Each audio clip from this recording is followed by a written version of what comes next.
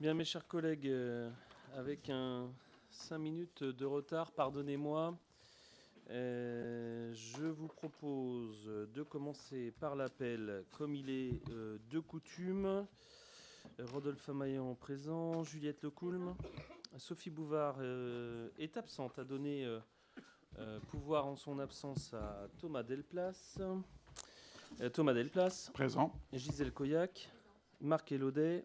Lydie Nog, Christian Corbeau, Marie Sliwinski, Patrice Garnier, Damien Durleman, Céline Leblé, Luc Gadolet, Elsa Fallerin, Dorothée Bounel, Chantal Fontenot, Sophie Caillot, Rommel Rabergeau, Eva Moreau, Jean-Michel Guitny, Angélique Tullièvre, Stéphane Parago, Nathalie Jaléga, Charles Béchu, Christine Somnolet, Nicolas Van Kamerbeek, Alexandra Degré, Anthony Joussaume, Delphine Quadprou, Yvan Le Chevalier a donné pouvoir à Stéphane Caillot, c'est ça ? Delphine Quadprou, pardon. Non, mais moi ça me va. Si ça va à tout le monde. Oui. Gilles Mauxion, Jessie Robert, Jean-Marc Chirol, Gilles Dadouézy et Stéphane Caillot. Merci. Seront secrétaires de séance Dorothée Bounel et Romuald Rabergeau. Avant de commencer ce conseil, je ne peux commencer nos travaux sans penser à ce qui s'est passé cet après-midi, aujourd'hui, sans adresser l'ensemble de mes pensées aux élèves, au personnel enseignant, au personnel administratif du lycée Notre-Dame de Toutes-Aides de Nantes, face au terrible drame qu'il y a eu il y a quelques heures. Au nom de Vertou et j'imagine de l'ensemble des élus, nous adressons nos sincères condoléances à la famille et aux proches de la lycéenne décédée, ainsi que à toutes les familles et aux proches qui sont touchés dans leur chair et dans... je vous en prie, et dans leur chair et dans leur famille. Franchement, cette violence interroge, elle gangrène la société de plus en plus loin, de plus en plus dans des endroits où on espère nos enfants en sécurité, et notamment dans des lieux où jamais elle devrait avoir sa place, jamais elle ne devrait être la loi à l'école. Se contenter de se déplacer, se contenter de réaffirmer l'autorité de l'école, de dire qu'on va être intransigeant, je crois, ne suffira pas à enrayer l'escalade de violences incontrôlées de certains mineurs, ni à répondre à la profonde détresse psychologique qui traverse une part croissante de notre jeunesse. Alors sans relâche, je crois que nous le faisons à Vertou, avec Grandir Ensemble. Sans relâche, nous devons faire en sorte de créer des cercles vertueux, de créer du commun, comme je le dis souvent, pour faire en sorte de vivre ensemble, pour faire en sorte de faire communauté, pour que ça ait du sens, que la vie de notre voisin, de notre prochain, de celui qui vit à côté de nous, ait du sens et de l'importance. Cette question du commun, elle se traduit chez nous par la politique de proximité à Vertou, et je crois que nous devons continuer à faire ce que nous faisons ici dans cette enceinte, avec les débats exigeants, hein, mais les débats toujours respectueux de notre assemblée. Je crois que cette proximité, elle doit s'incarner. Bien sûr qu'elle est notre ADN, mais elle doit s'incarner aussi dans toutes les politiques que nous portons. Et je sais que nous en portons beaucoup de cette proximité. Bien sûr, les réunions de quartier vont arriver dans quelques jours et elles marquent cette question de la proximité, mais elle doit être en tout lieu, en tout temps, pour faire en sorte que ce que nous partageons et ce que nous mettons en commun, ça ne veut pas dire que nous soyons d'accord sur tout, évidemment, mais ce soit des informations, des réflexions argumentées, posées, pas juste des incantations ou des altercations. Je crois vraiment que nous avons besoin de cette sincérité et de cette tempérance dans nos propos pour faire en sorte de donner cet exemple et de partager ça auprès des plus jeunes et de non pas leur donner toutes les clés de la connaissance, mais leur dire comment, par la compréhension du monde qui nous entoure, on devient sans doute un peu meilleur. Dans cette prolongation, évidemment, à Vertou, vous le savez, nous faisons souvent voilà, ce type de consultation, ce type de co-construction avec des groupes citoyens pour tel ou tel sujet. Ça sera le cas encore.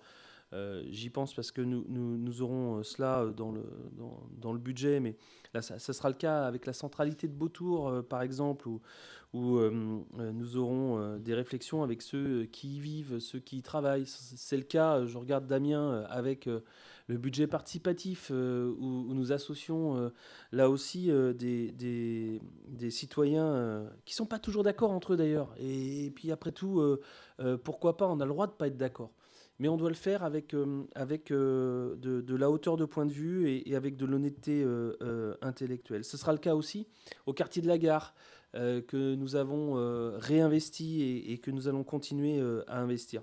C'est toute la beauté des choix que nous portons. C'est la force de la démocratie représentative, mais qui est aussi en réalité augmentée, en force supplémentaire, parce qu'elle est accompagnée de la démocratie participative. Il est de notre responsabilité, je le crois vraiment, et c'est encore renforcé quand nous avons cette question des événements malheureux, dramatiques qui sont devant nous. Nous avons cette responsabilité de ne pas se retrouver dans des discours simplistes ou extrémistes qui nous emmènent vers le jusqu'au-boutisme. Je crois que nous pouvons être radicaux, nous pouvons être tempérés, nous pouvons être ce que nous sommes sans être pour autant violents. C'est, je crois, ce qui fait notre force à Vertou. C'est ce qui fait la force de l'esprit vertavien que nous avons en partage. Je crois que c'est cette capacité à transformer nos convictions en projets, en actions publiques concrètes. Je crois aussi que c'est cette envie furieuse de bien vivre à Vertou, de faire en sorte que nous aimions tous Vertou, de faire en sorte que nous fassions prospérer cette communauté d'habitants dans un temps, dans un espace temporel dont nous savons qu'il est pour nous éphémère, mais que la coopération que nous engageons n'est pas un simple slogan éphémère, mais bien une habitude enracinée, que la tempérance avec laquelle nous évoquons parfois nos accords, parfois nos désaccords, cette tempérance n'est pas une eau tiède, mais une invitation à partager, à échanger, à construire un monde meilleur et en tout cas plus apaisé. Voilà ce que je voulais vous dire en début de conseil municipal, en pensant évidemment à toutes celles et tous ceux qui sont touchés par ce drame. Sans transition et avec un peu de difficulté, je l'avoue, je vous fais approuver le PV du conseil municipal du 27... Ah pardon, allez-y, oui. Y a-t-il des demandes? Madame Quadepro. Oui, je vous remercie. C'est au sujet du PV. Bien sûr, Bien sûr. nous associons, notre groupe s'associe à tous les conseillers municipaux à- en soutien des parents, des enfants, J'imagine. des adolescents. Et donc, comme vous le dites, sans transition, je voulais revenir sur le PV. Nous sommes étonnés qu'il n'y ait pas dans le PV, en première partie, le vœu que vous aviez émis en soutien à Boualem Sansal. Il n'apparaît pas dans le PV. Donc ça, c'est la première chose. Et deuxièmement, on voulait préciser que si bien sûr on demande avec vous la libération de Boualem Sansal, euh, ce soutien ne correspond pas à un soutien à la politique de Bruno Retailleau, ministre, qui se sert aussi de cet événement pour sa propre ambition personnelle. Donc voilà, on voulait le préciser, c'était important. On soutient Boualem Sansal, on demande sa libération, mais en aucun cas ce soutien correspond à un soutien à la politique de Bruno Retailleau. Voilà, je vous remercie. Pas de souci. Alors, je crois que la demande de libération de Boualem Sansal est assez partagée par l'ensemble de la classe politique française et qu'elle n'est pas liée à un ministre aussi bon soit-il, mais bien à la question de la nationalité de Boualem Sansal. Hein. Je rappelle que Boualem Sansal est un écrivain français, enfin franco-algérien, mais qui a la nationalité française. Et si vous n'avez pas vu de vœux dans le compte-rendu, c'est qu'il n'y en a pas eu. J'ai posé effectivement un propos introductif dans lequel j'appelais à la libération de Boualem Sansal, mais pas de vœux, puisque vous le savez, ici, je considère qu'il faut que nous votions sur les vœux qui concernent la ville, et aussi important soit la question de la libération de Boualem Sansal, comme elle pouvait l'être d'ailleurs de celle de Paul Watson, comme l'avait rappelé Thomas Delplace. Je crois que c'est une question de liberté, hein, franchement, et il faut rappeler que Boualem Sansal est en train de mourir, et ces geôliers algériens sont en train délibérément de laisser mourir quelqu'un. Et je crois que ce n'est pas acceptable, mais en aucun cas il n'y a eu de vœu. C'est pour ça qu'il n'y a pas de trace de ce vœu. C'était un propos introductif. Oui, je vous en prie, madame. Mais alors pourquoi de ce propos introductif n'est pas dans le PV? Mais il y est, madame oui. Quadepro. Mais enfin avec le Voulez-vous vœu, que je vous relise page 4? Non, on l'a et justement, mais alors là, c'était pas sur l'emprisonnement, c'était sur le fait que nous nous associons pas. Nous avons trouvé que suite à ces propos que vous avez tenus, le ministre a quand même s'est beaucoup servi de cet épisode-là, et donc voilà, on voulait être très clair là-dessus aussi. D'accord. Puisque vous nous aviez quand même associé à, Oui. à ce soutien à Boualem Sansal. Merci. D'accord. Donc, si je résume, madame Quadepro, vous soutenez la libération et la demande de libération de Boualem Sansal, mais vous ne soutenez pas la politique de Bruno Retailleau. Mais ce qui paraît assez logique et cohérent, il n'y a pas de souci. Oui, mais c'est dans un ensemble où les propos du ministre ont beaucoup aussi rendu difficile, dans un premier temps, les négociations pour la libération de Boualem Sansal. Voilà, c'est pour ça. Oui. Alors, alors d'abord, le premier homme politique qui en a parlé, je crois que c'est plutôt David Lisnard que Bruno Retailleau. Et ensuite, je crois que l'épisode dont vous parlez, c'était plutôt non pas lié à Boualem Sansal, mais lié à la reconduite d'OQTF de nationalité algérienne qui n'ont pas été acceptées en Algérie par l'État algérien. Mais nous n'allons pas faire de politique et de géopolitique ici internationale. Ce serait sans doute outrepasser nos compétences et nos droits. Donc, il n'y a pas de modification, il n'y a juste pas de soutien à la politique de Bruno Retailleau, ce que j'ai entendu. Hormis cela, pouvons-nous voter le compte-rendu? Oui. Y a-t-il des oppositions? Des abstentions? Je vous remercie, c'est donc adopté. Nous avons des informations. La première autour des marchés dont vous constatez qu'ils concernent surtout, enfin beaucoup les travaux évidemment, mais la restructuration des offices de restauration notamment, que nous avons inauguré hier et dont je suis à titre personnel très fier parce que je le dis devant Thomas Delplace qui a beaucoup œuvré pour livrer enfin pas in tuitu personae, hein, mais en responsabilité pour œuvrer ces travaux. C'est aussi notre politique Grandir Ensemble, portée par Patrice Garnier, et qui pose les fruits de ce travail. Et je pense qu'il faudra qu'on pose aussi un moment toute cette politique autour de l'éducatif et tout ce que nous avons mis dans cette question de créer les conditions de la réussite. Je le disais hier, je crois vraiment que la question de tout ce qui entoure l'éducation et de tout ce qui peut faciliter le travail des enseignants doit être mise en œuvre pour la réussite de l'enfant. Et un enfant qui mange bien, un enfant qui se sent bien sur ses temps périscolaires ou extrascolaires, eh bien, il travaille mieux. Il est meilleur à l'école. Il est plus attentif à ce que lui transmettent ses enseignants. Et je crois que c'est ça qui est très important. Et donc, je suis très heureux que nous ayons dépensé un peu de sous en avenant. Mais je ne le dirai pas trop fort, quand même. Hein.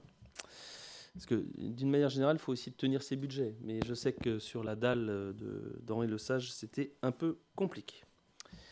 Nous avons des frais juridiques, comme d'habitude. Et puis, nous avons, comme annuellement aussi, les frais de représentation du maire, qui sont à hauteur de 2 332,49 € cette année, en légère baisse par rapport à l'année dernière.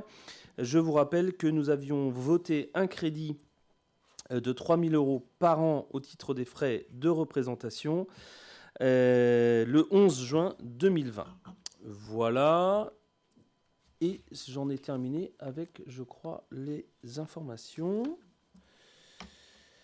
J'ai, compte tenu du calendrier, ajouté 2 délibérations à notre ordre du jour du Conseil, parce qu'effectivement, entre les commissions et le Conseil, il y a eu les vacances, donc il y a eu un espace temporel un peu important. J'ai rajouté une commission autour de la désignation d'un remplaçant pour Yvan Le Chevalier et autour des modalités d'octroi, la délibération 7, de gratification de faible valeur au personnel communal. Je vous en dirai un petit mot tout à l'heure. La délibération numéro 1 concerne effectivement l'organisation et la gestion de nos instances municipales. Monsieur Yvan Le Chevalier a été désigné membre de la commission territoire par une délibération le 24 mai 2020. Il est aussi membre du comité sécurité circulation routière par une délibération du même jour.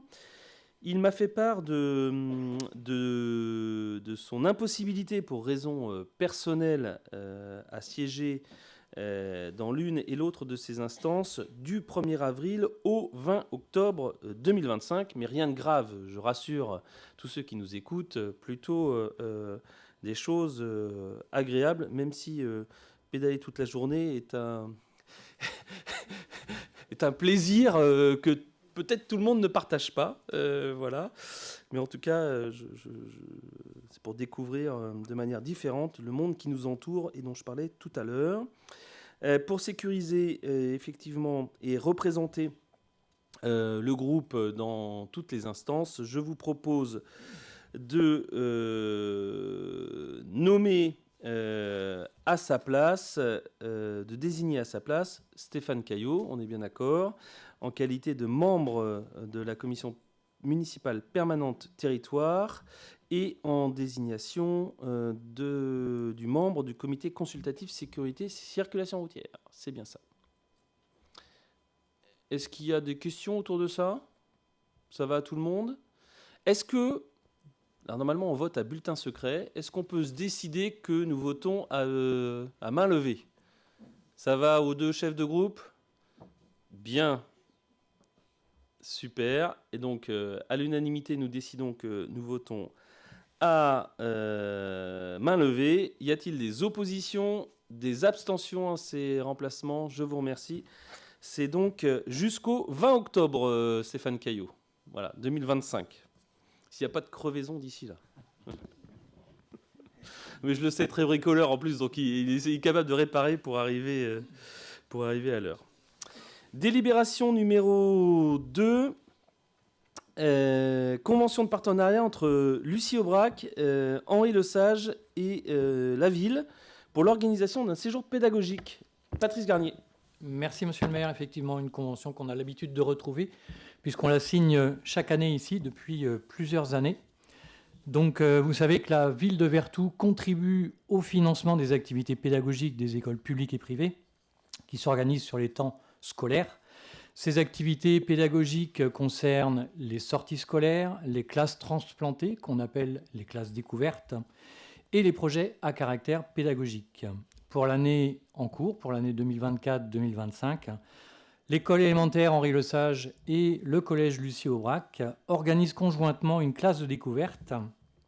Comme la ville contribue au financement des classes découvertes, ce projet nécessite d'établir une convention tripartite, c'est-à-dire entre le collège Lucie Aubrac, l'école Henri Lesage et la ville, qui doit définir les modalités de financement et d'organisation qui unissent les différents partenaires. Sachant que le collège Lucie Aubrac sera le support financier de ce projet et qu'à ce titre, il réalisera pour le compte des deux établissements l'ensemble des opérations de dépenses. Donc le projet, comme l'année dernière, un séjour à Saint-Malo et Guernesey du 4 au 6 mai 2025 pour des élèves de 6e et de CM2. Donc vous l'aurez compris, ce projet commun s'exerce dans le cadre de la liaison CM2 6e et il permet la continuité des apprentissages anglophones réalisés en classe grâce à une immersion linguistique. On parlait tout à l'heure, monsieur le maire parlait de construire du commun. Voilà des occasions encore de construire du commun. La ville de Vertou a fixé des critères d'aide au financement pour les classes de découverte qui s'établissent sur la base d'un forfait de 6,43 € par élève et par jour.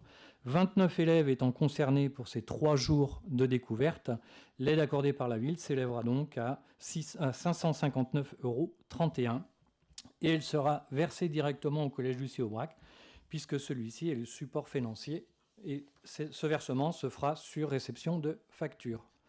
Le coût de ce projet pour chaque participant est de 239 €, sachant que chaque établissement prend à sa charge 3 accompagnateurs. La répartition des autres charges de l'échange s'effectuera au prorata du nombre des élèves participant de chaque établissement. Voilà, donc une convention habituelle. Habituel, mais toujours riche des échanges, et puis surtout des échanges entre CM2 et 6e. Je trouve que c'est toujours intéressant, ces passerelles. On dit toujours que le passage en 6e est un passage, une petite étape de la vie de nos enfants. Et bien, je trouve que c'est bien d'avoir ces passerelles possibles. De même que je trouve bien les passerelles qu'il y a à Saint-Blaise avec la localisation des CM1 et des CM2 dans l'enceinte du collège et qui résorbe ces questions d'appréhension. De même que je crois les visites, les portes ouvertes qui sont faites dans les collèges permettent aussi la résorption de ces appréhensions. Y a-t-il des questions autour de cette délibération? Ça va tout le monde? Pas d'abstention? Pas d'opposition? Je vous remercie. C'est donc approuvé. Délibération numéro 3. Patrice Garnier toujours sur les conventions d'adhésion au dispositif VACAF et Pascolo. Oui, dispositif VACAF que vous connaissez et un nouveau dispositif, le dispositif Pascolo. La ville de Vertou, vous le savez, veille à l'épanouissement des jeunes avec cette volonté de rendre accessibles ces services au plus grand nombre, notamment pour ce qu'il s'agit des séjours de vacances. Dans ce cadre, La CAF propose les dispositifs VACAF et le Pass Colo pour aider financièrement les familles pour les séjours de leurs enfants en colonie ou en camp, organisés par une structure labellisée. On parle ici de séjours donc avec des nuitées. La mission jeunesse propose tous les ans des séjours à destination des jeunes et la ville s'est inscrite dès 2023 dans le dispositif VACAF. Elle souhaite poursuivre son engagement cette année en adhérant au dispositif Pass Colo qui a été créé l'année dernière pour les jeunes de 11 ans afin de faciliter leur départ en vacances. Pour le renouvellement de l'adhésion au dispositif VACAF, les séjours 2025, le montant de l'aide est défini comme l'année dernière, à savoir pour les familles qui ont un QF inférieur à 350 €, la CAF prend en charge 80% du coût du séjour. Pour les familles qui ont un QF entre 351 et 500 €, la CAF prend 75%. Et pour les familles qui ont un QF entre 501 et 800 €, la CAF prend 65% du coût du séjour, sachant toujours que la famille est facturée uniquement à hauteur du coût restant après déduction de l'aide de la CAF, et la CAF verse à la collectivité le restant dû. Parallèlement, donc, la CAF propose depuis 2024 un nouveau dispositif qui s'appelle le Pass Colo. Donc ce Pass Colo concerne des jeunes qui sont nés en 2014, qui sont dans leur année des 11 ans, et 2013 exceptionnellement pour ceux qui n'en auraient pas bénéficié en 2024. Et il s'adresse aux familles dont le quotient familial est inférieur ou égal à 1 500 €. Donc le principe est différent, on ne parle plus d'un pourcentage du séjour qui est versé par la CAF, mais d'une somme. Et donc cette somme est de 350 € pour les familles qui ont un QF jusqu'à 200 €, 300 € pour les familles qui ont un QF entre 200 et 700 €, 250 € pour les familles qui ont un QF entre 701 et 1200 €, et 200 € pour un quotient familial entre 1201 et 1500 €. Pour les familles dont le quotient familial est inférieur à 800 €, on rappelle que si le jeune est né en 2013 ou 2014, les deux aides sont cumulables. Voilà. Donc on vous demande d'approuver cette délibération avec cette adhésion à ces dispositifs. Merci beaucoup. Y a-t-il des questions, des remarques sur ces deux dispositifs? Je peux passer au vote. Pas d'opposition, pas d'abstention. Merci beaucoup. Délibération numéro 4, la modification du règlement intérieur de la restauration scolaire et de l'accueil de loisirs. Patrice Garnier. Tout à fait. L'ouverture de la fabrique du Sud-Loire en 2025 vient réinterroger notre fonctionnement interne en matière d'inscription et de réservation des repas à la restauration. En effet, le passage de la liaison chaude à la liaison froide implique des changements dans les pratiques ainsi que dans les temps de production des repas, d'organisation des commandes, de fabrication et de livraison sur site. Un délai est donc nécessaire désormais pour permettre de gérer les quantités et surtout limiter le gaspillage alimentaire en fonction du nombre de repas commandés à l'avance. À cette fin, on vous propose donc d'actualiser le règlement intérieur de la restauration scolaire et d'apporter les modifications suivantes. Concernant les inscriptions et les réservations des repas, les familles devront désormais renseigner pour l'année scolaire les habitudes alimentaires de leur enfant en choisissant une des 3 formules suivantes à l'année, soit un menu ordinaire, dont un végétarien par semaine, soit un menu sans porc, soit un menu sans viande. Il sera par ailleurs obligatoire de réserver les repas au moins 7 jours à l'avance et les annulations ou modifications pourront se faire jusqu'à 1 semaine avant la date du repas. Concernant le fonctionnement, le pointage sera en maternelle effectué par les ATSEM et par les enfants eux-mêmes en élémentaire avec leur badge en gestion automatisée. Concernant la qualité des repas, on propose d'apporter des précisions sur la qualité des repas qui sont servis, notamment en mettant en avant les produits locaux, les produits bio, les produits de saison et les démarches éco-responsables engagées par les 3 communes partenaires, notamment avec le label Territoire Bio Engagé et la réduction du gaspillage alimentaire. Pour ce qui concerne les enfants allergiques, on vous propose de rajouter le fait que désormais, une trousse de médicaments pour la restauration sera obligatoire de façon à ce qu'en cas d'urgence, celle-ci puisse être utilisée sans avoir besoin de retourner dans l'établissement.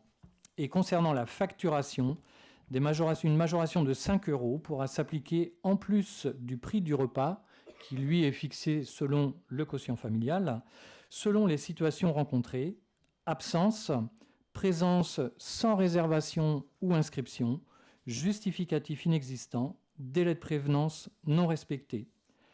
Par ailleurs, le délai de fourniture du justificatif en cas d'absence passe de 48 heures à 72 €.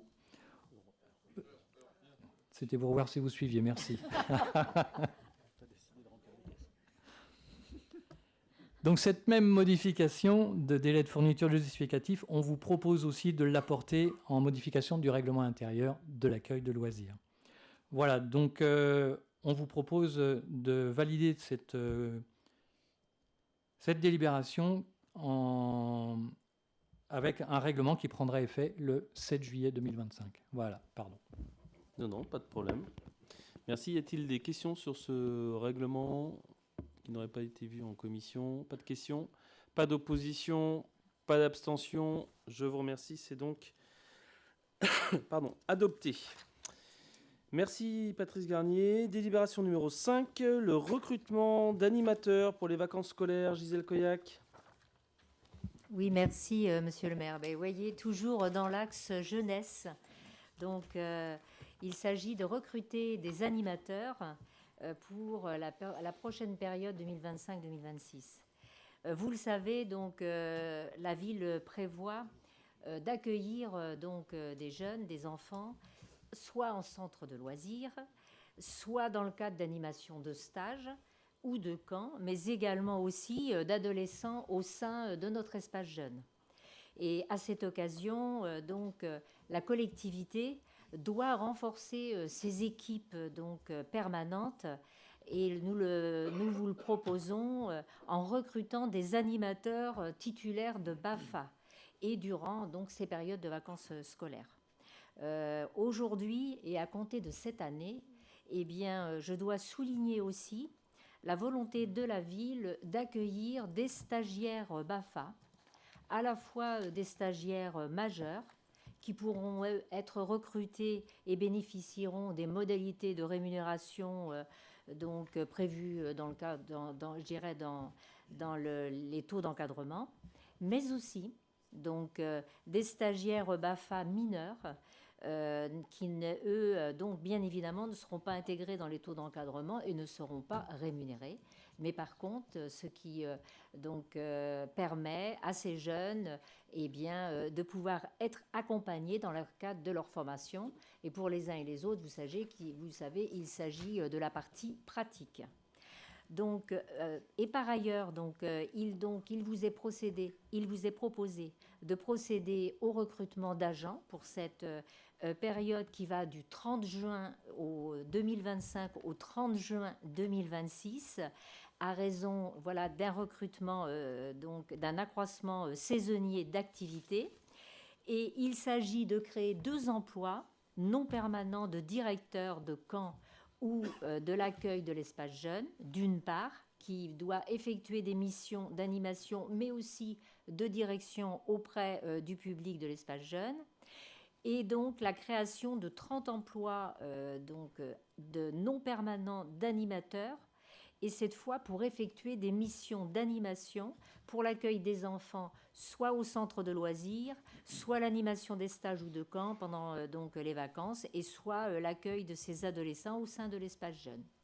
Donc voilà pour délibérer sur ce recrutement. Merci. Y a-t-il des questions autour de ce recrutement d'animateurs?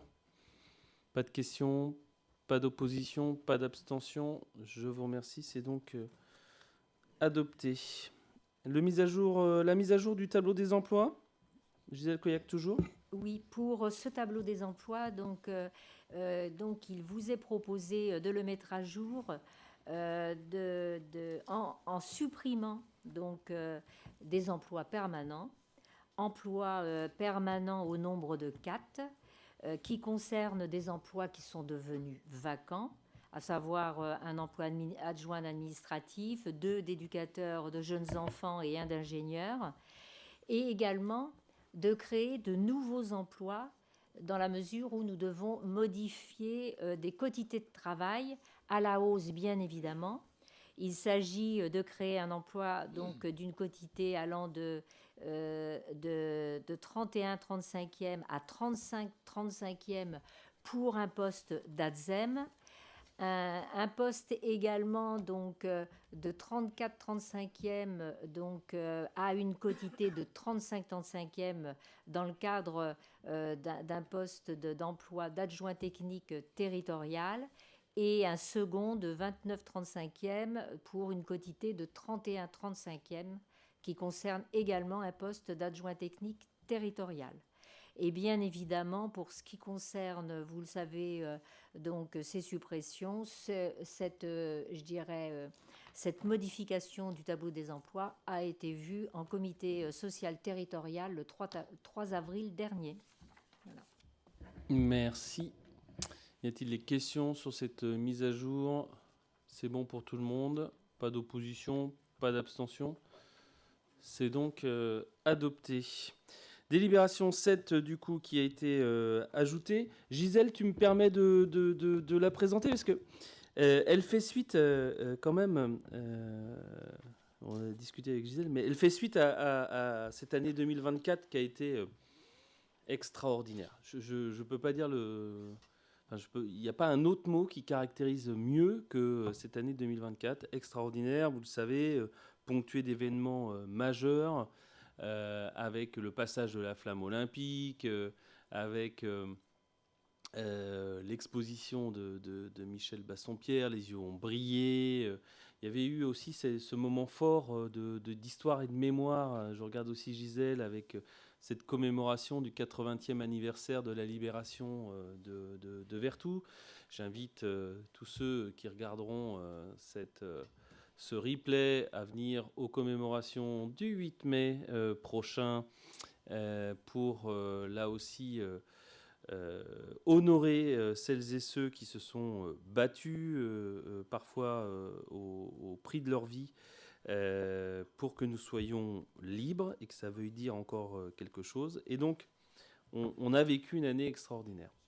Et lors des vœux au personnel, je les remerciais de cela, et je veux le dire aussi publiquement. Je remercie les agents de la ville qui, d'une année extrêmement chargée, en ont fait une année extraordinaire par leur engagement, par leur travail, par ce qu'ils ont pu donner à voir de ce qu'était un collectif soudé, le collectif des agents de Vertou.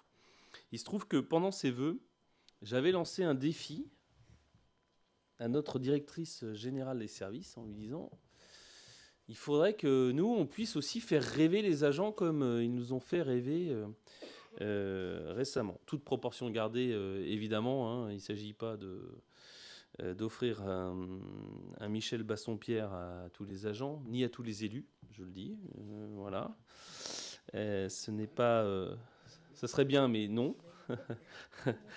Il s'agissait de rendre un tout petit peu de cette question des rêves, de cette question des choses qu'on passe toujours un peu derrière, un peu après l'urgent, après le nécessaire, après ce qu'il faut faire, voilà.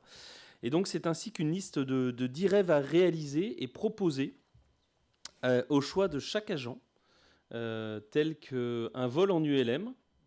Je sais que tu en rêverais, Gisèle Coyac. Ouais. Un repas gastronomique, une croisière en catamaran et d'autres rêves plus doux et enveloppants, tels que des soins, je crois. Les bénéficiaires de cette possibilité de rêve sont les agents stagiaires, titulaires, contractuels présents au 31 décembre 2024 et dans l'effectif à mars 2025. Et chaque gratification n'excède pas, évidemment, c'est pour ça que je disais toute proportion gardée, 5% du plafond mensuel de la sécurité sociale. Vous avez la valeur absolue, ça ne va pas grever notre budget. Voilà ce que vous devez m'autoriser à prendre les mesures nécessaires à l'exécution des présentes délibérations et notamment la signature des prestations avec les prestataires, enfin les contrats avec les prestataires qui vont faire rêver un peu nos agents. Y a-t-il des questions autour de cette délibération ? Pas de questions particulières. Y a-t-il des abstentions? Des oppositions? Je vous remercie. C'est donc adopté. Madame la directrice générale, je vous charge de mettre des étoiles dans les yeux de l'ensemble de nos agents. Je vérifierai moi-même dans chacun des yeux d'entre eux.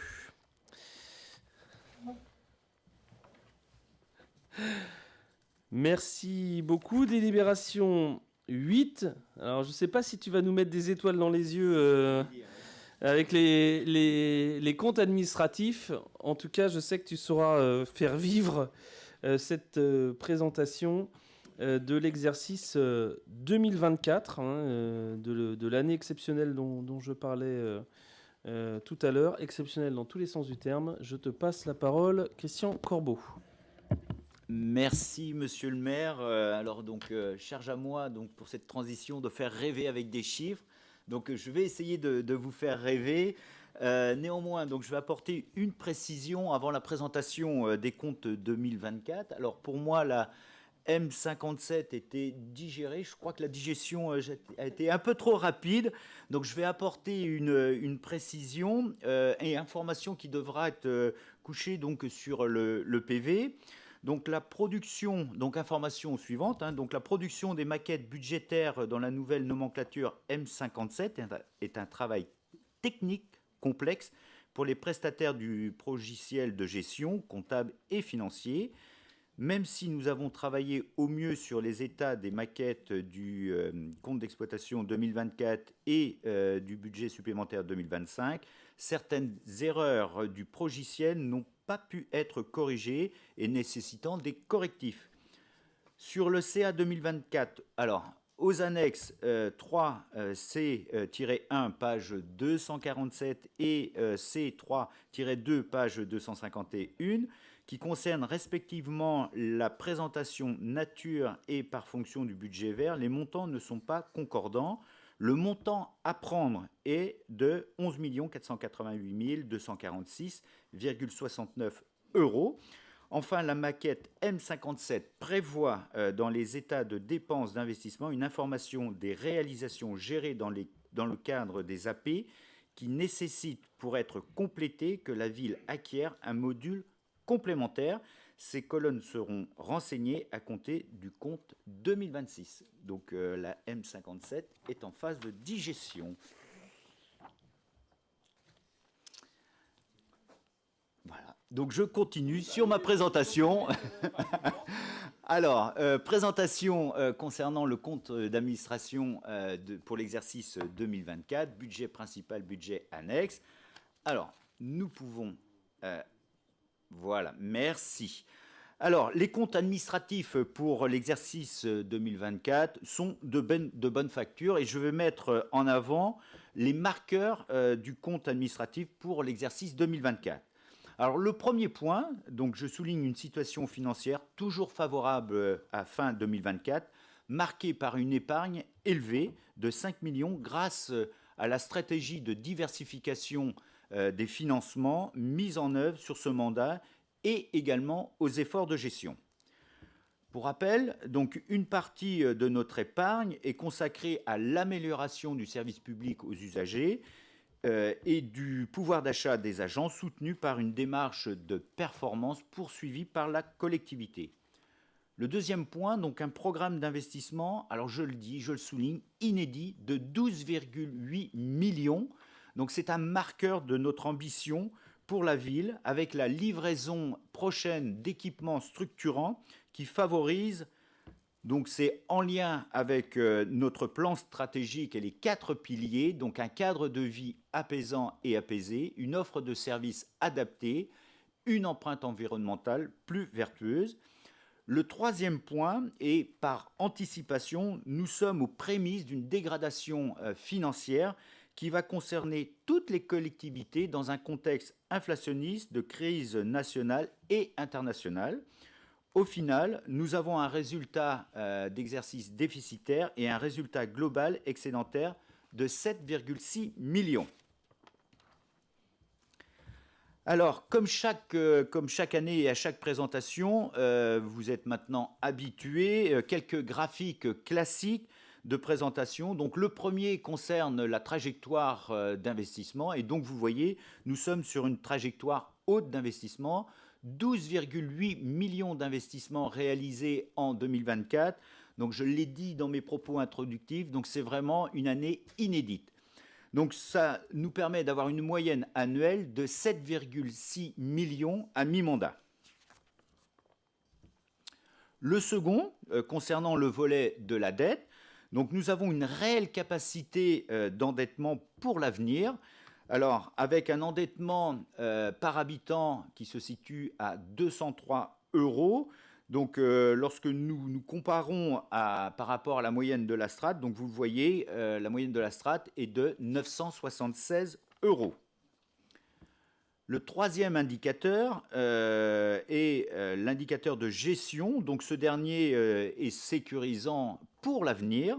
2 facteurs positifs. Donc le premier, un encours de la dette de 5,4 millions qui est en baisse de 12% et une capacité de désendettement toujours très favorable de 0,9 années.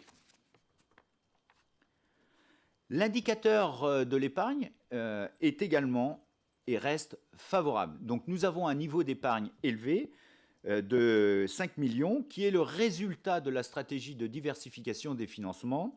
Donc néanmoins, nous avons une épargne en baisse de 16%. C'est sous l'effet des mesures nationales et des effets inflationnistes de la crise. Alors, nous devons en effet anticiper une dégradation financière sous l'effet des mesures nationales et nous avons identifié et priorisé 4 obstacles. Alors, il n'y aura pas malheureusement que ces 4 obstacles, mais nous voulions faire un focus sur ces 4 points. Le premier point concerne une perte d'autonomie fiscale depuis la suppression de la taxe d'habitation. Et ce, malheureusement, c'est très marqué pour la ville de Vertou, mais j'y reviendrai. Le second point, donc une nouvelle lecture de la richesse des territoires au moyen d'indicateurs défavorables pour Vertou. Donc cela ne veut pas dire que Vertou est une ville riche. Néanmoins, le calcul des revenus par habitant est supérieur à la moyenne et cet indicateur va impacter d'ici 2029 le niveau des dotations et des prélèvements de la ville de Vertou avec une perte de ressources d'environ 900 000 € et cela chaque année. Le troisième point est donc le poids énorme des mesures nationales prises pour le financement des retraites. Donc c'est plus de 1,1 million de dépenses chaque année au budget à partir de 2028. Le quatrième point étant le poids de la dette future, donc qui est malheureusement inévitable pour répondre aux besoins des services d'équipement et des équipements structurants. Alors, sur le premier obstacle, je vous parlais de l'impact de la taxe d'habitation. Et là, je voulais... alors, elle est juste derrière moi, donc faire un clin d'œil à Christine pour nous permettre d'avoir effectué ce schéma qui nous permet donc d'avoir une lecture très synthétique du avant et après la taxe d'habitation. Donc, ça se lit, c'est très facile, de gauche à droite. Donc le schéma nous explique pourquoi la suppression de la taxe d'habitation est particulièrement défavorable pour Vertou. Avant la réforme, donc nous avions, Vertou percevait 8,5 millions de recettes qui étaient ventilées sur une partie de la taxe d'habitation sur les résidences principales et les résidences secondaires. la réforme. Donc Vertou perd les 8,4 millions liés aux recettes sur la taxe d'habitation. Nous conservons toujours la taxe d'habitation sur les résidences secondaires. Après la réforme, Vertou perçoit encore 8,5 millions de recettes composées, et c'est là que ça commence à devenir, enfin pas intéressant, mais impactant, composé donc de 4 millions 100 de transferts du foncier bâti du département, donc ça c'est la zone bleue, de la taxe d'habitation sur la résidence, sur les résidences secondaires, c'est la toute petite ligne entre le bleu et le jaune, et d'une compensation de l'État à hauteur de 4,3 millions. En apparence, sur le papier, la réforme semble neutre, 1 pour 1. Donc, jusque-là, tout va bien. Cependant, la réalité est malheureusement tout autre. En effet, les 4,3 millions de fiscalité, donc c'est la zone jaune, se transforment en une compensation par l'État, désormais dépendante des décisions de l'État pour son calcul. En particulier, cette compensation n'intègre pas la dynamique de taux. Donc vous le voyez bien, donc vous avez uniquement une dynamique de base, c'est la ligne écrite en caractère rouge.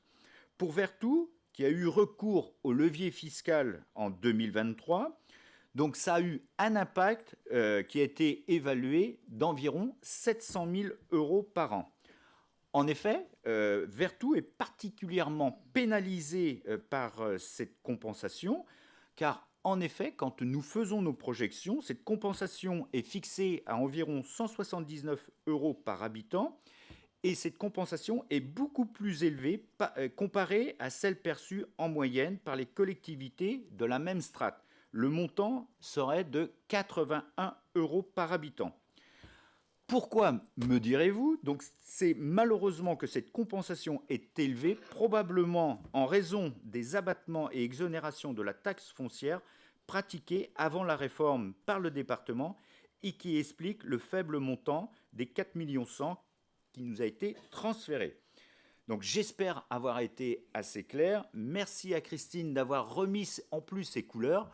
Donc, l'idéal pour nous, avec cette notion par rapport à la moyenne de la strate, donc nous devrions avoir 3/4 de bleu nous permettant d'avoir une dynamique à la fois sur les bases et les taux, et 1/4 de jaune en n'ayant qu'une dynamique sur les bases.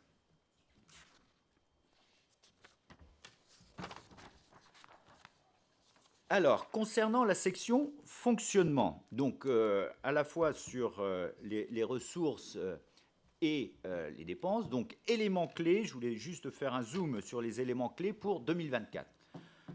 Premier point, la dynamique des recettes usagées progresse de 12% et liée également à la CAF de plus 7%.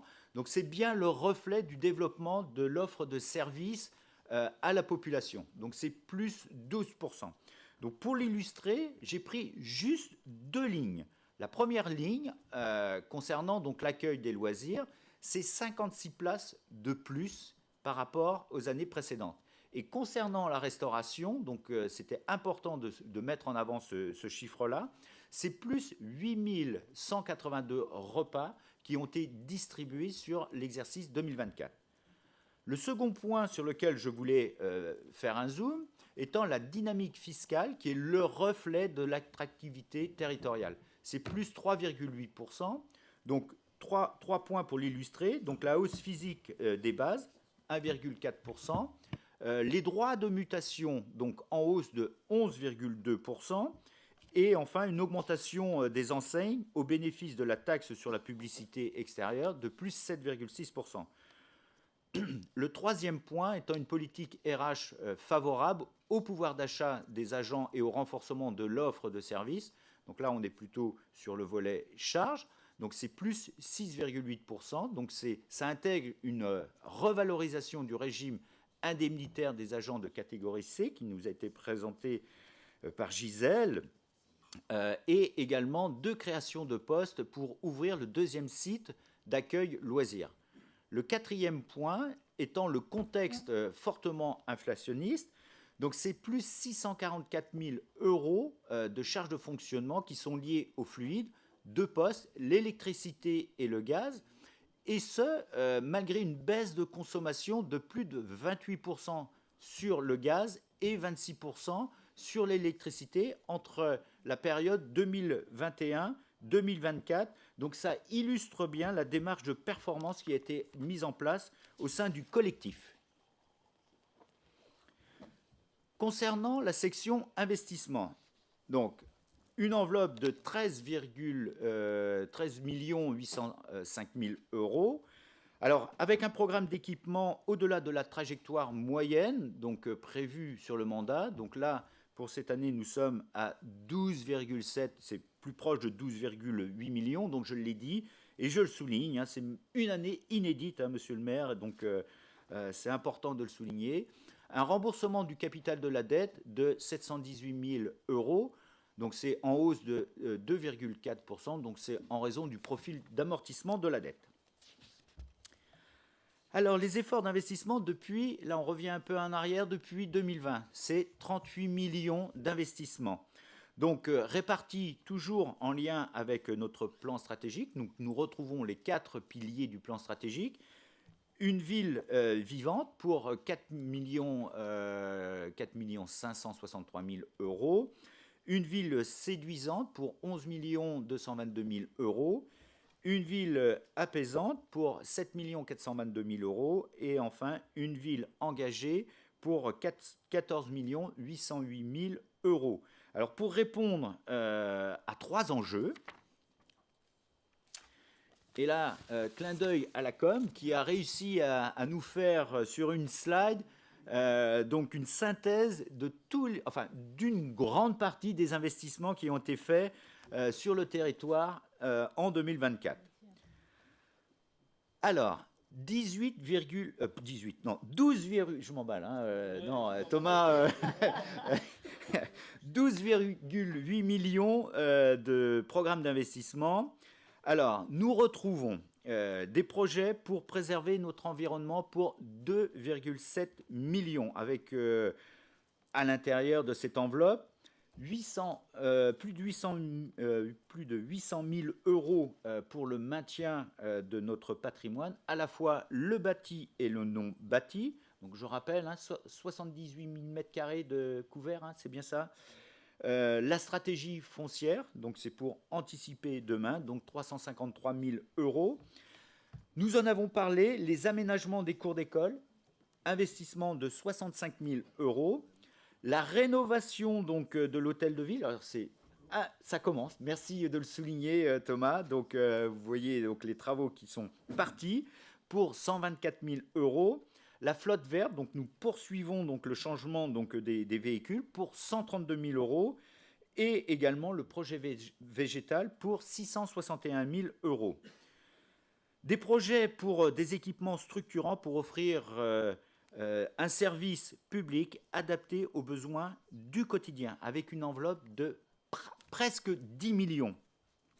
Nous retrouvons des équipements majeurs avec le groupe scolaire Simone Veil, donc c'est notre locomotive, n'est-ce pas Thomas? Donc avec plus de 6,8 millions. Nous retrouvons également, puisque ça nécessitait beaucoup d'engagement de la part des équipes, les offices de restauration pour plus de 2 millions, les locaux associatifs pour 437 000 euros, et enfin la réfection du petit bassin pour 237 000 euros.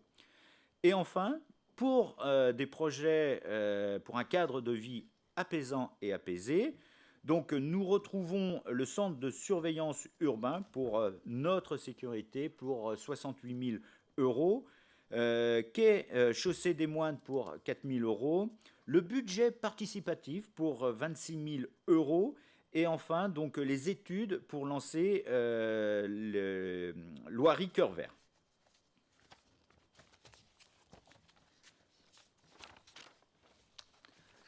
Alors, après des dépenses, il faut des recettes. Donc, le volet recettes.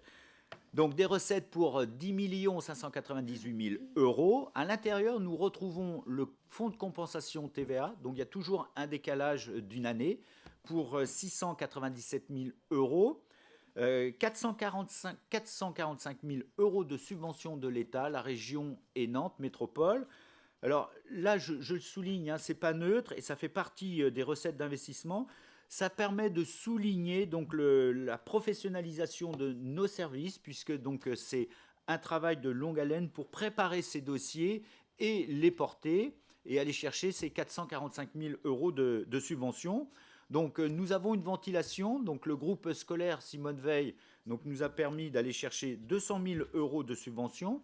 Les offices de restauration sur les Régniers pour 103 000 euros. Le centre de supervision urbaine pour 95 000 euros. La rénovation énergétique du gymnase Raymond Durand pour 30 000 euros. Et enfin, l'excédent de fonctionnement capitalisé s'élève à 7 455 000 euros. Alors, concernant l'affectation du résultat, nous vous proposons de porter cet excédent de fonctionnement de 12 953 061,84 euros, de le reporter comme suit. Donc un excédent de fonctionnement capitalisé affecté à l'investissement, y compris le budget supplémentaire, mais j'y reviendrai, pour 9 135 000 euros, et un report en fonctionnement pour 3 818 061,84 euros. Alors, ce que je vous invite à retenir en synthèse, une synthèse en 3 points. Le premier point, une épargne toujours favorable grâce à la stratégie financière de diversification des financements. Le second point, donc la trajectoire haute du plan stratégique 2020-2026 conforté, notamment sur les enjeux environnementaux, avec déjà 38 millions d'euros d'investissements réalisés sur ce mandat pour notre environnement, notre cadre de vie et notre action au service public. Cependant, donc, nous anticipons des marqueurs d'une dégradation financière qui va s'accentuer et concerne toutes les collectivités, avec des solutions que nous allons mettre en œuvre, donc des solutions à court terme, à moyen terme. Donc la première étant une action immédiate sur le niveau de nos investissements. Deuxième action, donc ça passera par une optimisation de nos dépenses au prochain mandat, centrée sur les besoins prioritaires de la population. Des marges de performance, nous en avons parlé, nous continuons à la porter en collectif, des marges de performance vertaviennes, et également sur un volet diversification de nos financements. Je vous remercie. Merci Christian pour cette présentation très claire et très riche, mais en lien effectivement avec cette année extraordinaire dont nous parlions. Y a-t-il sur ce compte administratif des questions, des remarques, des interventions? Jessie Robert. Merci Monsieur le maire et merci Christian Corbeau pour cette présentation à la fois claire et puis éclairée par des très beaux schémas.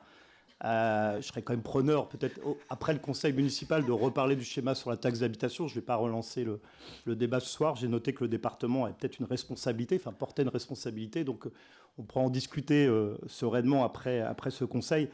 On votera donc pour ce compte administratif, comme on avait voté le budget fin 2023, le budget 2024 fin 2023.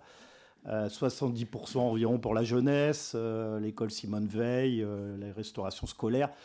Près de 20% sur une démarche volontariste sur les questions environnementales. Donc effectivement, c'est deux marqueurs assez forts des projets, des chantiers qui ont été amorcés en 2024 et dont on va retrouver pour une grande partie les rubans coupés, j'allais dire les inaugurations sur cette année 2025. Merci. Y a-t-il d'autres interventions? On peut passer au vote. Oui. On ne passe pas du tout au vote, pardon. D'abord, Christian, si tu veux dire un mot, et puis moi, je sors. Alors, oui, merci pour vos remarques. Alors, concernant donc la taxe d'habitation, alors je ne voudrais pas que mes propos soient mal interprétés. puisque la démarche du département a été effectuée avant la suppression de la taxe d'habitation. Donc, effectivement, de revenir a posteriori, c'est souvent compliqué. Donc, des actions qui ont été portées par le département vont toujours dans le bon sens. Et effectivement, donc, à un moment donné, quand il y a une décision qui est prise, on peut se trouver pénalisé. Et c'est ce que je voulais mettre en avant sur ce tableau. Et je vous remercie de le souligner. Alors, monsieur le maire, effectivement, vous aurez quelques rubans à couper compte tenu de notre programme d'investissement. Il manque le budget annexe qui est cher donc à Thomas. Ah oui, qui est cher à Thomas. Donc, je prends le budget annexe. Alors, donc souvent, ça me permet entre deux de faire une pause et de me repositionner non pas en cas euro et en euros. Donc effectivement, toujours donc la même présentation, un volet fonctionnement et un volet investissement. Donc les charges courantes d'amortissement étant de 960,10 €. La revente d'électricité pour 1110,91 € avec un excédent 2023 de 5513,41 centimes. Sur la section investissement, amortissement des équipements pour 924 €, excédent de l'exercice 2023, nous étions à 7392 €. Nous allons passer donc à un excédent de 8316 €. Résultat de clôture de l'excédent de 13 980,22 €. L'affectation du résultat, les 5 664,22 € reportés en section de fonctionnement en 2025. Alors, monsieur le maire ayant quitté la salle, je reprends la présidence de la séance.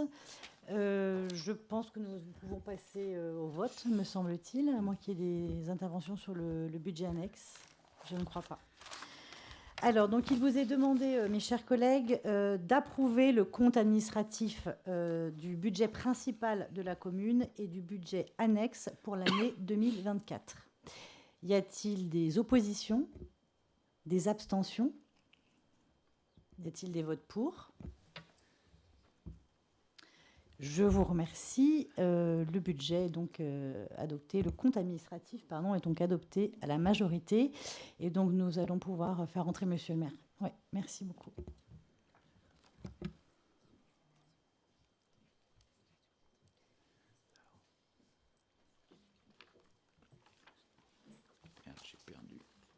J'ai perdu mon idée libre. Tac, tac, tac.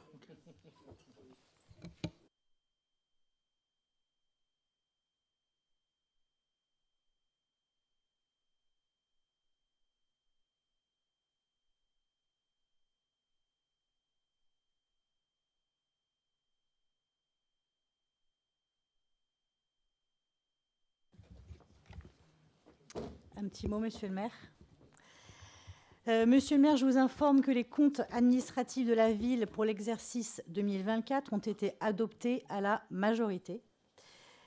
Permettez-moi, monsieur le maire, de vous féliciter au nom de cette majorité pour cet exercice comptable. Ces comptes sont en tout point conformes au budget voté et ils témoignent, dans un contexte inflationniste de crise nationale et internationale, d'une gestion saine et équilibrée. Cette bonne réalisation des comptes s'inscrit dans la trajectoire haute et ambitieuse du plan stratégique 2020-2026, avec déjà, Christian nous l'a précisé, déjà 38 millions d'investissements sur le mandat pour notre environnement, pour notre cadre de vie, et notre action au service du public. Ces comptes, qui seront les derniers comptes administratifs votés sur cette mandature, s'inscrivent dans une dynamique de long cours, incarnée par des engagements forts et des projets structurants qui irrigueront durablement Vertou pour des décennies. Et je pense notamment, on l'a évoqué à plusieurs reprises, au projet La Fabrique du Sud-Loire et au groupe scolaire Simone Veil qui seront livrés dans quelques semaines maintenant. Vous pouvez donc, monsieur le maire, compter sur l'engagement et la détermination de la majorité municipale pour poursuivre cette trajectoire guidée par la responsabilité et la vision d'un avenir durable pour Vertou et les Vertaviens. Merci beaucoup, Madame la Première Adjointe. Merci beaucoup, Juliette, pour ces mots qui me touchent. Voilà. Merci beaucoup. Merci aussi à tous les élus pour leur travail. Je sais que cette charge est une charge choisie, mais qui est une charge quand même. Et donc, je voudrais tous, en vos fonctions et vos responsabilités respectives, vous en remercier. Merci à cette majorité de Vertou Naturellement pour son engagement constant, mais aussi pour voilà, la manière dont elle exerce ses responsabilités avec de l'humour, avec de la solidarité et toujours beaucoup d'entrain et d'enthousiasme au travail. Merci beaucoup et merci à nos équipes qui nous accompagnent et qui nous guident, qui éclairent les choix que nous faisons. Et donc, voilà, merci à ce collectif. Alors, je ne sais pas si je fais ce mauvais jeu de mots que je fais souvent, mais merci à ce collectif vertueux. Ah oui, ouais, on n'est pas toujours parfait, hein. Mais ce collectif, il a une vertu, c'est que, quelle que soit la place où nous sommes dans cette assemblée, voilà, nous sommes présents, nous sommes constants, et vraiment nous sommes au travail, et c'est ça qu'il faut retenir. Et nous en aurons besoin devant les défis qui nous attendent pour les années futures, en commençant par évidemment 2025. Mais avant de parler de 2025, nous devons nous devons voter sur le compte de gestion du trésorier. Donc, je te laisse la parole, Christian. Merci, monsieur le maire. Alors, donc effectivement, délibération concernant le compte de gestion pour l'exercice 2024, budget principal et le budget annexe. Donc, l'Assemblée délibérante doit approuver le compte de gestion du budget principal et du budget annexe de la commune pour l'exercice 2024, dressé par monsieur le trésorier du service de gestion comptable du vignoble. Donc, je profite de cette assemblée pour le remercier, donc monsieur Loyer, ainsi que ses services, puisqu'ils sont toujours disponibles et de précieux conseils, donc merci à eux. Donc, qui souligne en tout point concordant avec les comptes administratifs. Donc, vu le compte-rendu de la commission des moyens du 2 avril 2025, après avoir pris connaissance des comptes de gestion, constatant que monsieur le trésorier a repris dans ses écritures le montant des titres de recettes émis et celui des mandats ordonnancés en statuant sur l'ensemble des opérations effectuées du 1er janvier au 31 décembre 2024, y compris celles relatives à la journée complémentaire 2024, constatant l'ensemble des opérations des comptes de tiers et financiers, dit que le compte de gestion du budget principal de la commune dressé pour l'exercice 2024 par monsieur le trésorier n'appelle ni observation ni réserve de sa part, dit que le compte de gestion budget annexe d'exploitation pour les panneaux photovoltaïques et la vente totale d'électricité dressée pour l'exercice 2024 par monsieur le trésorier n'appelle ni observation ni réserve de sa part. Merci beaucoup, Christian. Y a-t-il des questions sur le compte de gestion, des oppositions, des abstentions? Je vous remercie. C'est donc adopté. Passons à 2025 avec la reprise du résultat et le budget supplémentaire. Voilà. Avant donc de commencer cette présentation, retour sur la M57. Donc voilà. Donc pour ce budget supplémentaire 2025, même chose. Donc il faudra que cette information soit portée au PV. Donc en page 6, la fiche d'information générale sur les résultats de l'exercice 2024 est à corriger sur le montant des dépenses de fonctionnement de 30 255 210 000,42 € contre 30 255 271,16 € portés dans le document. Alors, le budget supplémentaire pour l'exercice 2025. Alors, juste pour votre information, donc c'est un budget d'ajustement au moment du vote du budget primitif, que nous avons voté fin d'année dernière. Il n'est pas possible de prévoir de manière définitive à la fois les dépenses et les recettes. Donc, ce budget supplémentaire permet donc de corriger en cours d'année les prévisions du budget primitif. Donc nous partons effectivement du budget primitif que nous avons voté pour 48 713 000 euros. Le budget supplémentaire pour 14 585 597,68 euros. Nous sommes bien d'accord. Opération donc toujours sur les deux sections, fonctionnement et investissement. Donc sur la ligne fonctionnement, c'est plus 3 818 061,84 euros et sur l'investissement 10 767 535,84 euros. Concernant donc ce budget supplémentaire, donc j'ai pas repris toutes les lignes, juste je voulais faire un zoom sur ce qui me semblait important, donc qui nous permet de réajuster le programme, donc la programmation financière des grands projets de ce mandat. Le premier ajustement des crédits de paiement sur l'exercice 2025 pour 2 188 000 euros. Nous retrouvons le groupe scolaire Simone Veil, les offices de restauration, la rénovation thermique de l'hôtel de ville et les quais de la chaussée des Moines. Donc un budget qui reprend le résultat 2024 avec un excédent de fonctionnement reporté à 3 918 000 euros, un excédent de fonctionnement capitalisé pour un montant de 9 135 000 euros, le déficit d'investissement pour 5 343 000 euros, le solde des restes à réaliser pour 1 353 770 euros en investissement, donc sur la section investissement, et sur la section fonctionnement pour un montant de 118 200 euros. Merci. Y a-t-il sur ce budget supplémentaire des interventions, des questions? Voilà. Je peux passer au vote. Y a-t-il des oppositions? Des abstentions? 4. Des votes pour?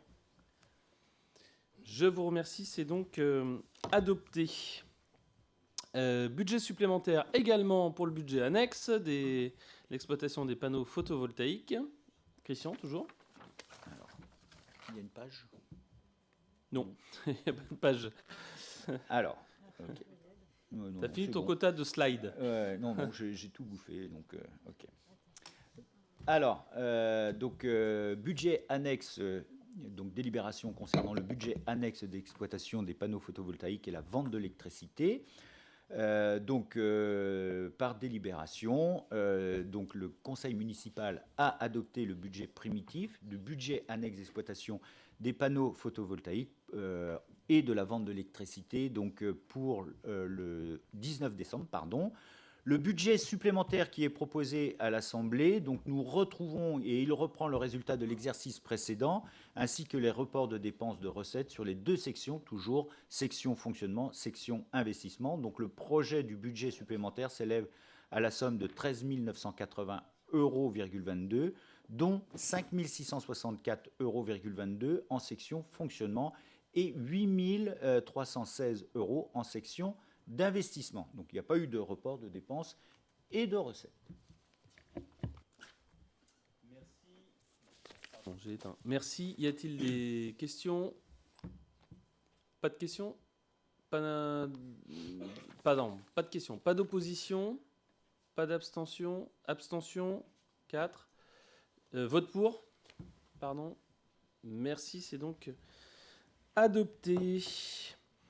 Un petit mot sur, pour terminer, jamais 203 sur la M57. Eh oui, donc me concernant, dernière délibération concernant la mise à jour de la durée d'amortissement des biens en M57. Alors, si on refait un tout petit peu l'histoire, donc en novembre 2023, donc nous avons fixé la durée d'amortissement des biens concernant à cette nomenclature M57, il est proposé d'ajouter dans la liste des biens amortissables la nature comptable 2088, donc c'est autre immobilisation incorporelle, on retrouve des logiciels, et de lui associer une durée d'amortissement de 5 ans. Et donc c'est en lien, en référence avec le tableau qui est joint. Et pour ceux qui auraient soif de culture, et voilà, Marie réagit, culture comptable, donc vous pouvez relire ce tableau.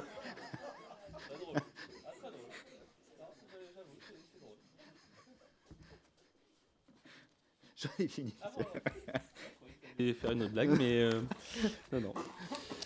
Merci beaucoup, c'est vraiment très technique. C'est plus de la technique que de la culture. C'est plus de la technique comptable que de la culture comptable, ma chère Marie.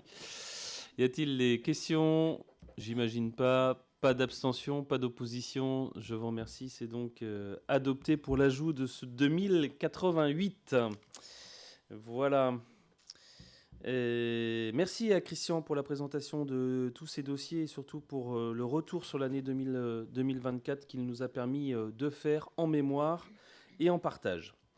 Délibération 13. En l'absence de Sophie Bouvard, je demande à Thomas Delplace de nous présenter le bilan d'étape de l'application du plan local d'urbanisme métropolitain, dit Plume, pour que nous puissions porter, nous, Ville de Vertou, un avis sur ce bilan. J'allais dire quasiment à mi-vie, mais c'est peut-être pas exactement le bon terme pour un document juridique.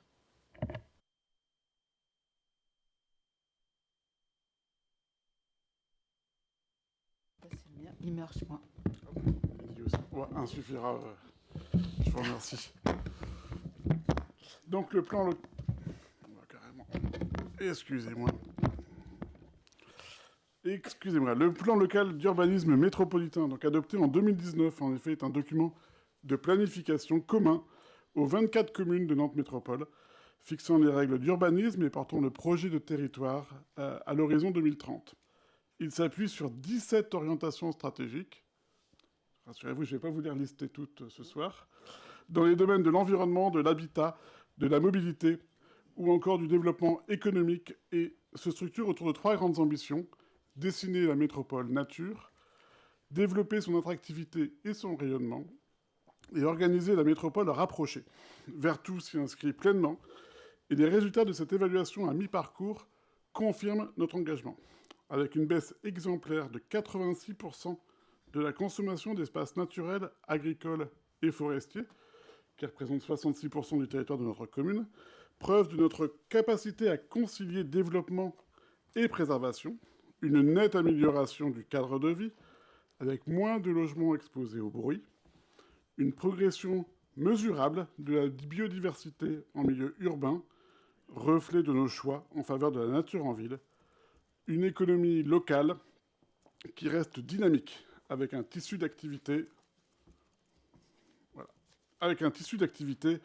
en constant renouvellement. Certes, la crise immobilière nationale ralentit les projets, notamment collectifs, souvent situés près des transports en commun structurants.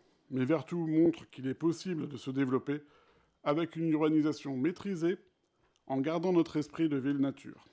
Nous continuerons de défendre notre stratégie d'aménagement équilibrée et respectueuse de la nature pour rester cette commune où il fait si bon vivre. Mes chers collègues, je vous demande donc de prendre acte du débat du rapport d'évaluation du Plume à 6 ans transmis par Nantes Métropole.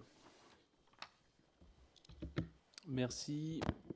Y a-t-il des questions ou des remarques sur ce bilan qui vous a été transmis et dont Thomas a effectivement fait un résumé synthétique, oui, voilà, c'est ça, c'est le terme que je cherchais.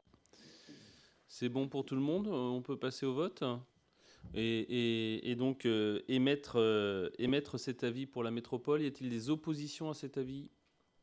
Des abstentions? Je vous remercie, c'est donc adopté. Délibération 14, toujours Thomas Delplace, oui, pour l'acquisition d'une parcelle. Jusqu'à la fin, vous m'aurez. Donc, depuis plusieurs années, la ville de Vertou anticipe l'avenir de ses quartiers, notamment en constituant une réserve foncière sur le secteur de la Bussaudière, dont vous avez à l'écran. Cette démarche s'inscrit dans une vision à long terme, celle d'urbanisation maîtrisée, capable des évolutions du territoire sans les subir. Aujourd'hui, une nouvelle opportunité se présente avec l'acquisition d'une parcelle de 166 mètres carrés, qui est la parcelle entourée en bleu pâle. Grâce à un accord trouvé avec les propriétaires, cette acquisition pourra se faire au prix de 1 700 €, soit environ 10 € du mètre carré.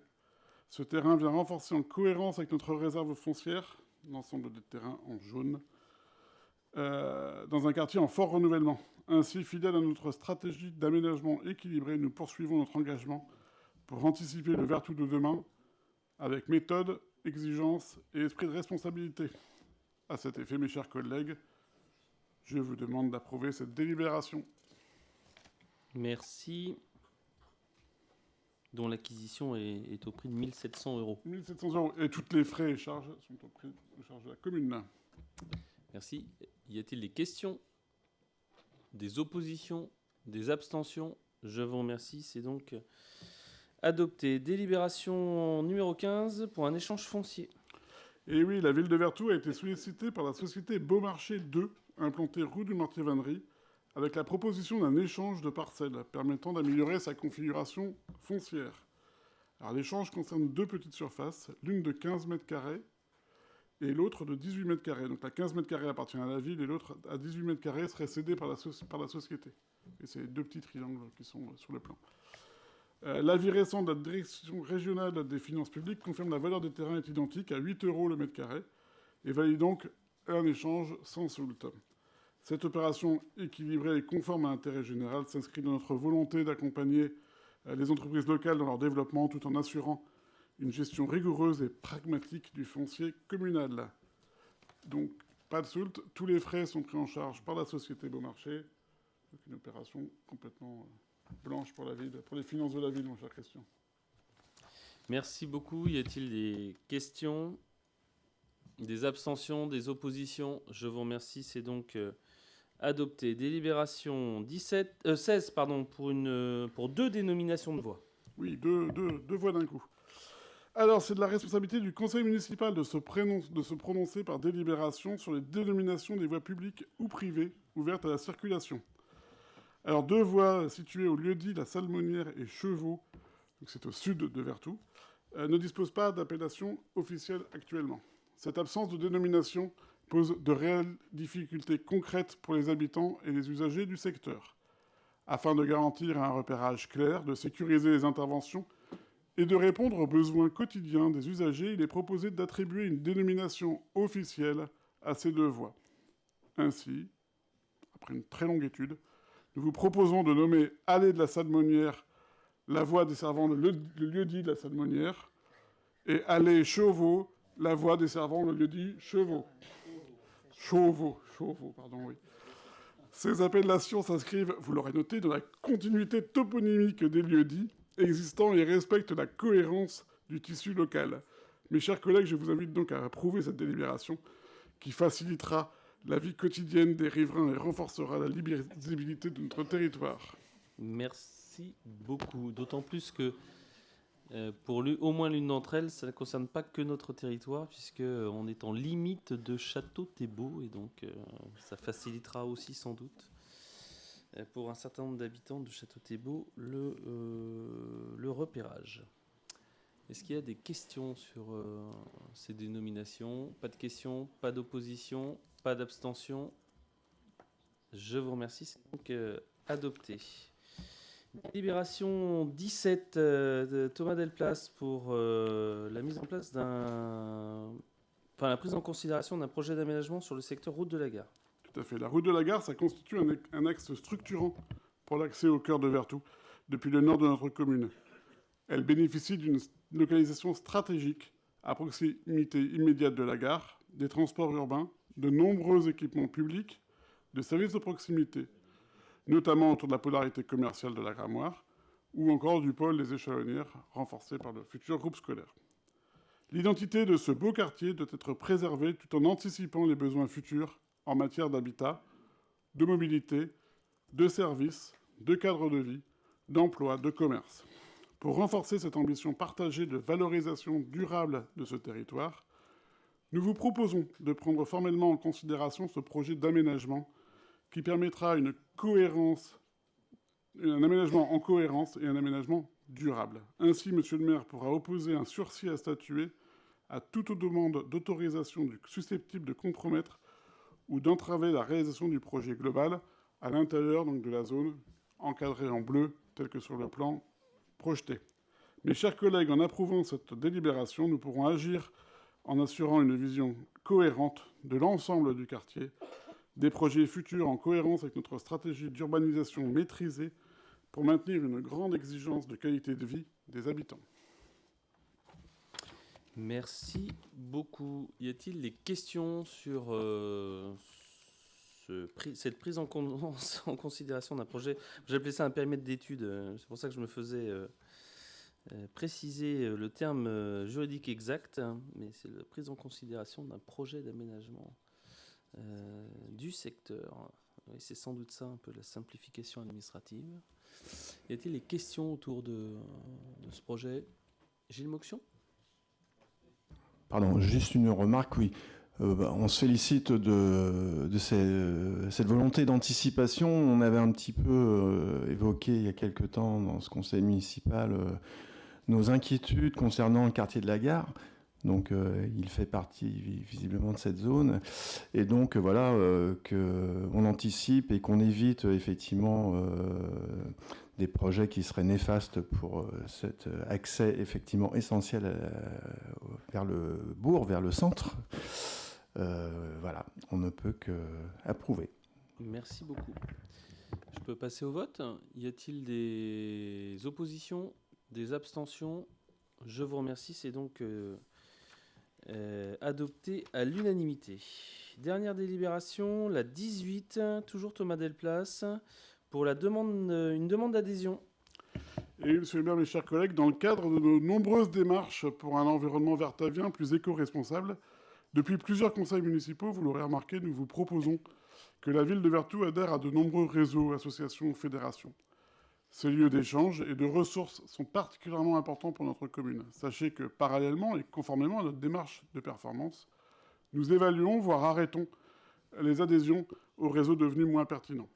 Ces réseaux ou associations nous permettent d'animer notre ville pour former et informer nos citoyens, comme ce fut le cas sur Agir ensemble sur la sobriété, ou comme ce mois-ci à l'occasion de la semaine de la mobilité. Je vais faire ma petite pub. Et Agir ensemble, bougeons les mobilités, la prochaine activité qui commence dès le 5 mai pour un mois. Vous avez le tract qui est sorti aujourd'hui. Les choses sont bien faites. Donc Récit est une association qui vise au développement des projets d'énergie renouvelable locale et citoyenne en Pays de la Loire. L'adhésion donne accès de la commune à un certain nombre de services d'animation, d'expertise, d'information et de retour d'expérience qui sont listés dans la délibération. L'adhésion nous permettra également de mener une réflexion sur des projets de financement participatif, d'échanger avec d'autres communes qui ont pu mener ce type de projet ou d'autres montages favorisant le développement des énergies renouvelables.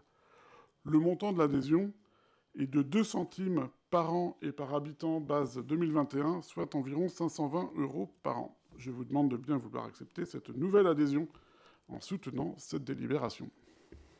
Merci beaucoup. Y a-t-il des questions sur cette adhésion? Pas de questions particulières, pas d'opposition, pas d'abstention. Je vous remercie. C'est donc adopté. Cette dernière délibération vient clore l'ordre du jour ordinaire de notre assemblée. Je vous remercie de votre présence. Je remercie ceux qui suivent nos débats ici et maintenant ou en différé. Et je vous enjoins de ne pas oublier de signer les comptes administratifs qui vont se retrouver sur le petit manche debout à la sortie de notre salle du conseil municipal. Je vous souhaite à toutes et tous une très belle soirée.